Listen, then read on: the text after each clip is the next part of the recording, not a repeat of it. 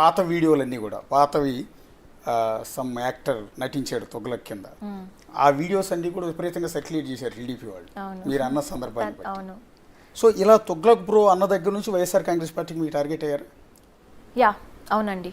దానికి ముందు పోస్టులు పెడుతున్నాను, కొన్ని వీడియోస్ చేస్తున్నాను బ్రో, తుగ్లక్ బ్రో అనకు ముందు అప్పుడు లైట్గా ఉన్నింది.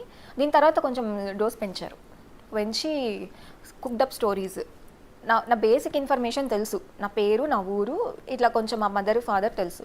తర్వాత ఇంకా వాళ్ళ ఇష్టం, ఒక్కొక్క ఆర్టికల్లో ఒక్కొక్క కథనం, దానికి సంబంధం ఉండదు.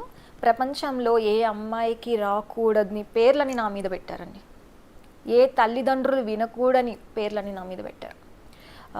ఏ స్టోరీస్ అయితే ఒక అమ్మాయి వినకూడదు అనుకుంటుందో, ఒక క్యారెక్టర్ మంచిగా ఉండాలని ప్రతి అమ్మాయి కోరుకుంటుంది, ఆ అమ్మాయి క్యారెక్టర్ని, నా క్యారెక్టర్ని ఎంత దిగజార్చాలో, ఇంకింతకంటే కింది స్థాయికి వెళ్ళరు అనేంత స్థాయికి అవమానించారు వాళ్ళ మాటలతో, వాళ్ళ కథనాలతో.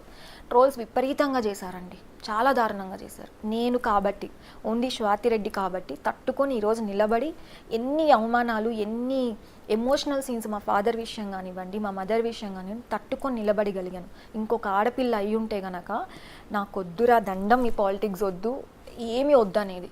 బట్ నేను ఇంత ధైర్యంగా, ఇంత స్ట్రాంగ్గా ఉండటానికి ముఖ్యంగా 3 కారణాలు చెప్తానండి. ఒకటి బాబు గారు, సెకండ్ లోకేష్ అన్న, థర్డ్ వచ్చి ఏ స్వార్థం లేకుండా నీతిగా, నిజాయితీగా, ధర్మం కోసం ఒక పాజిటివ్ ఇంటెన్షన్, నా రాష్ట్రానికి మంచి జరగాలి అని ఒక దృఢమైన సంకల్పం నన్ను ఆపింది, అంత స్ట్రాంగ్గా నిలబడేలా చేసింది. ఒకవేళ నా ఇంటెన్షన్ బ్యాడ్ అయినా, నాకు ఒక పదవి కావాలనో, డబ్బులు కావాలనో, ఒక స్టేటస్ కావాలనో అనుకుని ఉంటే మేబీ నాకు అవసరమా, ఇంకో రకంగా సంపాదించుకోవచ్చు ఇవేవైనా అని వదిలేసేదాన్నేమో. బట్ నా ఇంటెన్షన్ గొప్పది వీళ్ళ ట్రోల్స్ కంటే, అది నన్ను ఇంత స్టేబుల్గా, ఇంత స్ట్రాంగ్గా నిలబెట్టగలిగింది ఈ రోజుకి. మీరు బాగా చదువుకున్నారు, ఆల్రెడీ లండన్ వరకు వెళ్ళారంటే చాలా మంచి పొజిషన్లో ఉన్నారు, ఫైనాన్షియల్గా కూడా మీకు